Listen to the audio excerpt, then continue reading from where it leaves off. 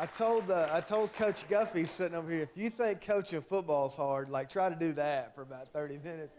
And they've done a great job, worked really hard. And the good news is they're going to do it again here in about an hour and a half. So if you want to come back, you can be a part of the second performance. Hey, if you have your Bible, I want you to turn to Isaiah chapter 11. We're not going to spend a whole lot of time there, but we are going to be there for just a few minutes. And while you're turning there, have you ever noticed how so-called children's stories hit the adults the hardest? And I'm not talking about like when it's late at night and you're watching Bluey with your kids for the 700th time. I'm talking about like the books that everybody sort of read and most of us have on our shelf, like Love You Forever, Where the Wild Things Are, Charlotte's Web. Those are the kind of stories like you read them or somebody reads them to you when you're a kid, and you might think it's a cool story, but you don't spend a whole lot of time like reflecting on the deeper meaning. But then you get older, and maybe you're reading them to your kids or your grandkids, and there's certain lines that just sort of hit you differently. A great example of that is the classic book, The Giving Tree by Shel Silverstein. I've got a picture of him. Some of you know the story. Many of you have read it to your kids and grandkids. It starts out, and it's kind of about the evolving relationship between this boy and this apple tree. And so when he's a kid, like he spends a lot of time with the tree. He swings from its branches and climbs the tree and eats from its apples. And then as he gets older, he falls into this routine where he only hangs out with the tree when he wants something. And so when he's a young man, like a teenager, he collects the apples from the trees so that he can go out and sell it and make money. When he's a little older, he uses the branches from the tree to make his home. Then as he gets even older, he uses part of the tree to make a boat for himself. And so as you get towards the end of the story, the only thing that's left of the tree is a stump. Everything has been stripped away. There's nothing left. It's just this old, decaying stump. So I got a picture I want to show you. Anytime you see a tree stump, it's a reminder that what was once living is now dying. What was once growing is now decaying. And what had once been filled with unlimited potential is now been stripped away to nothing. One of the things that's interesting as you read through the Bible is the Old Testament writers, they often use the image of a tree to represent the people of Israel, the people of God. Sometimes it's a vine, but most of the time it's like a fig tree or an olive tree. And so as you read through the Old Testament and even into the New Testament, you discover that that's the way the people of God, the people of Israel, viewed themselves. They saw themselves as being rooted in their relationship with God, and because of that, they just assumed that the tree that represented their kingdom would just grow indefinitely. Like they just thought it was just going to grow and be healthy and strong and just keep getting bigger. That's why every time it turned bad, they had a hard time processing what they were going through. So for example, if you were here last weekend, we kicked off this series in which we're going through the Old Testament book of Isaiah, and we're looking at the story before the story. It's like the story before Christmas that helps us make sense of Christmas. And about 700 years before the birth of Jesus, there was this group of people called the Assyrians, the Assyrian Empire, who came in and they attacked the people of God living in the southern kingdom of Judah. And when they did, they inflicted on them a level of destruction that would be almost unfathomable for most of us. It was like their worst case scenario, their worst dream come to life. It got so bad that by the time you get to Isaiah chapter 11, the prophet Isaiah says this tree that had represented God's people for all these centuries had been cut down, and now all that remained was a stump. What had once been alive was now nearing death. What had once been growing was now decaying. And what they had assumed would always be strong and healthy and continue to grow indefinitely was now on the verge of being permanently removed. And so throughout the book of Isaiah, Isaiah the prophet keeps hinting at something that's going to happen that's going to change all of that. So in Isaiah 7:14, there's the verse that we see on our Christmas cards. He said, "Therefore the Lord himself will give you a sign. The virgin will conceive and give birth to a son and will call him Emmanuel, which means God with us. Then a couple chapters later, Isaiah chapter 9, he said, the people walking in darkness have seen a great light. On those living in the land of deep darkness, a light has dawned. So as bad as it was, God, through the prophet Isaiah, promised his people that at some point in the future, something is going to happen, or maybe a better way to say it would be, someone is going to arrive, and it's going to change everything. So as you get to chapter 11, he picks up the same theme, only this time, instead of talking about a great light like he did in chapter 9, he switches up the metaphor, and he refers to what he calls a shoot. Isaiah chapter 11, verse 1 says like this, a shoot will come up from the stump of Jesse, from his roots a branch will bear fruit. The Spirit of the Lord will rest on him, the Spirit of wisdom and of understanding, the Spirit of counsel and of might, the Spirit of knowledge and fear of the Lord, and he will delight in the fear of the Lord. Now, I have another picture I want to show you.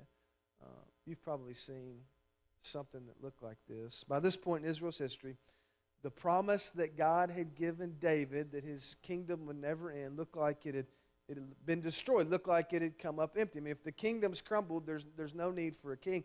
And yet in the middle of all that, just when it looked like everything was dead and just waiting to be permanently removed, God says he's going to send a shoot out of a stump. Jesse was David's father, so it's just it's a re-promising of what he'd already promised. And you know what this is. And in botany, a shoot is like this little twig that comes out of something that looks like it's dead. And the promise is that if you leave it alone and you let it grow, eventually it'll bear fruit. And what's so cool about this, in Isaiah chapter 11, just like Isaiah chapter 7, Isaiah chapter 9, this shoot that he describes is not a what, it's a who. And he goes on and he describes him much in the same terms that he used in Isaiah chapter 9. He'll have understanding and might and the fear of the Lord. In fact, in Isaiah chapter 11, he refers to him as the anointed one of God. And so what you find in Isaiah 11 is God's promise to his people of a restored kingdom. Just like the light was going to shine on those who had spent their lives walking and stumbling around in darkness, God promised that as bad as it looked, as hopeless as it looked, there was going to be a shoot that would emerge out of this stump that looked like it was dead. And Isaiah goes on in this passage and he explains what this shoot, what this person is going to do when he arrives. And so there's three quick things, and because we don't have a whole lot of time, I'm going to go quickly, so try and hang with me. First, he says that when this shoot arrives, when this king arrives to restore his kingdom, he will fix what's been broken. Look at verse 3. He says, he will not judge by what he sees with his eyes or decide by what he hears with his ears, but with righteousness he will judge the needy. With justice he will give decisions for the poor of the earth. He will strike the earth with the rod of his mouth. With the breath of his lips he will slay the wicked. Righteousness will be his belt, and faithfulness the sash around his waist. According to Isaiah, whenever this king arrives on the scene, the first thing he's going to do is he's going to fix what's been broken. He's going to make right what's gone wrong. And rather than giving into the corruption and the self-interest that characterizes most of the leaders in our world, he will do what's right even when it's unpopular. Then there's that weird phrase in verse 4. It says he will judge the poor. Makes it seem like he's going to come down on poor people. It's not that. He says in Hebrew it literally means he's going to make sure that everybody gets a fair shake, rich or poor. He's going to speak truth in a world filled with lies. He's going to punish the wicked. He's going to uphold the righteous. He's going to eliminate wrongdoing. He's going to protect the faithful. That's why centuries later, this guy named Isaac Watts that sat down to write a hymn that's really about Jesus' second coming, but we've made it a Christmas song, and the kids just sang part of it. It's titled Joy to the World. And you get to the third verse, you know what it says? It says, talking about Jesus, says, he rules the world with truth and grace, and he makes the nations prove the glories of his righteousness and wonders of his love. Why would that bring joy? Because deep down inside, whether we know how to articulate it or not, that's the kind of world that all of us want to live in. Like, we want to live in a world that's ruled by truth and grace. We want to live in a world that's upheld by righteousness, and that's also why it's so disheartening that every time you open the newspaper or turn on the news or scroll through social media, you see that we do not yet live in that world. But the promise is that one day we will, because we have a king who's going to fix what's been broken.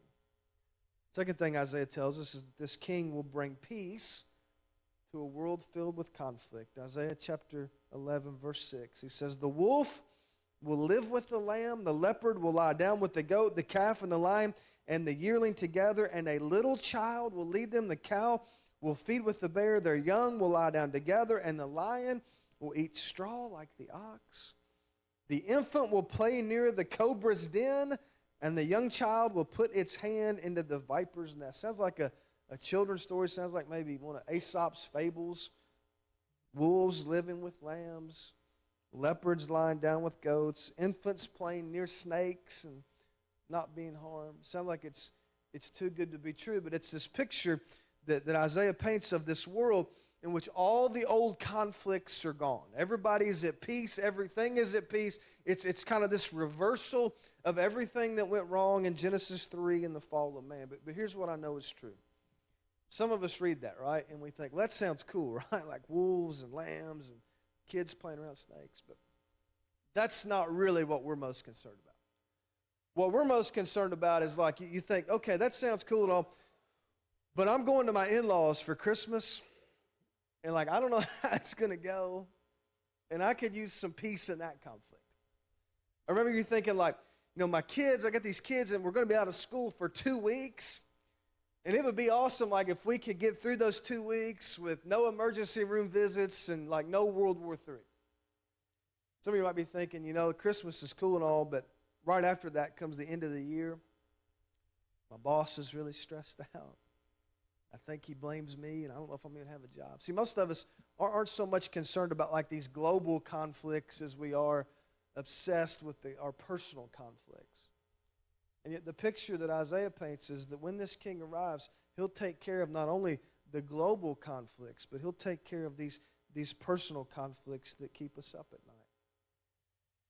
And then the last thing he says, when this king comes, he will rescue his people. Verse 9, "They will neither harm nor destroy on all my holy mountain.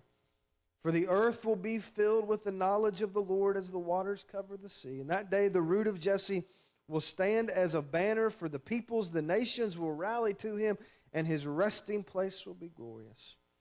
In that day the Lord will reach out his hand a second time to reclaim the surviving remnant of his people from Assyria, from Lower Egypt, from Upper Egypt, from Cush, from Elam, from Babylonia, from Hamath, and from the islands of the Mediterranean. He will raise a banner for the nations and gather the exiles of Israel. He will assemble the scattered people of Judah from the four quarters of the earth." You ever found yourself in a need of being rescued? Maybe you weren't like under physical attack like the people in Judah, but there was something else that you needed to be rescued from addiction, rescued from a dysfunctional family, rescued from depression, uncontrollable anxiety, chronic pain, rescued from a dead-end job, a terminal diagnosis, a nasty divorce, a complicated custody battle that's made everything that much harder. And I don't know what it might be for you, but I do know that as human beings, deep down inside, most of us feel like we need to be rescued. There's something that keeps us up at night. I have something I want to show you. We're going to put this on the screen, but in the book, The Giving Tree, there's this great page towards the end.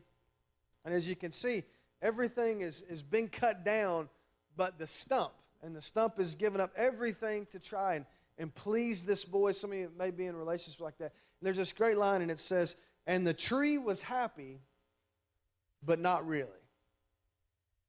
That's the kind of line that hits you differently when you're an adult than when you're a kid. Because that's the kind of line that could describe a lot of us.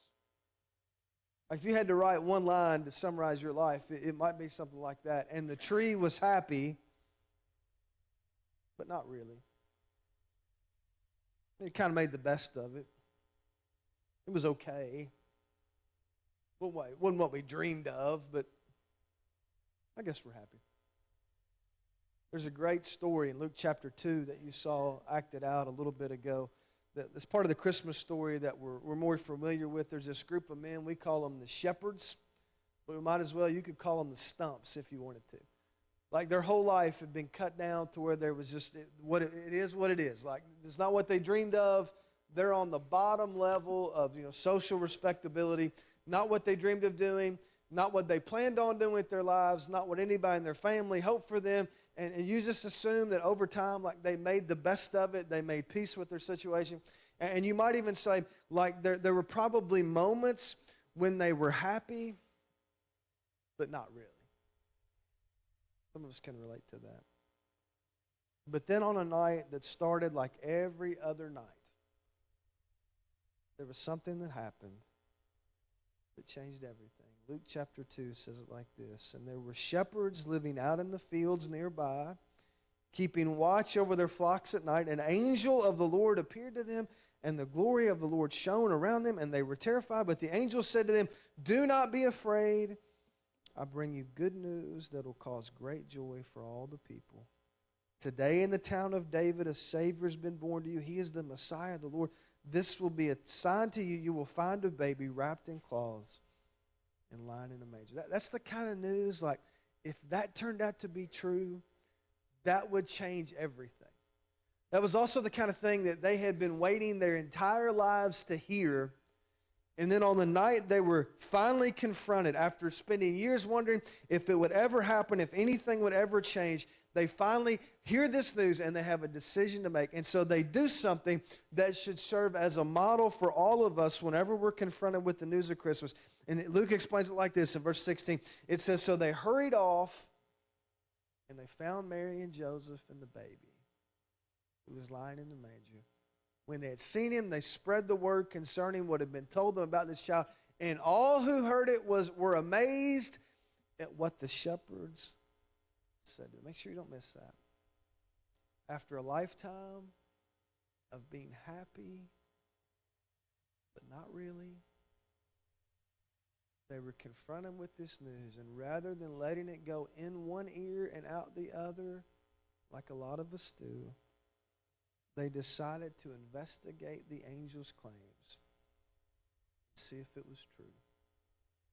And when they did, it says they spent the rest of their lives telling anybody who would listen, not about what they found, but who they found. And for them, it was like a shoot coming up out of a stump. What was once dead showed signs of life. What was looking like it was decaying was now showing signs of growth. It was the kind of thing that once you experienced it, you couldn't possibly ignore it. And so with that in mind, I want you to stand with me. And we're going to sing a couple Christmas songs that talk about this, that celebrate this. But I want you to understand that wherever you find yourself in all this, you have the same opportunity those guys have. If you're here this morning and you've never experienced this for yourself, you've never had a real encounter with was born, we would love to help you do that. So we're going to sing a couple songs. If you feel the need to pray with somebody, to talk to somebody, I'll be up here, or you can grab us after the service. We'd be honored to meet with you.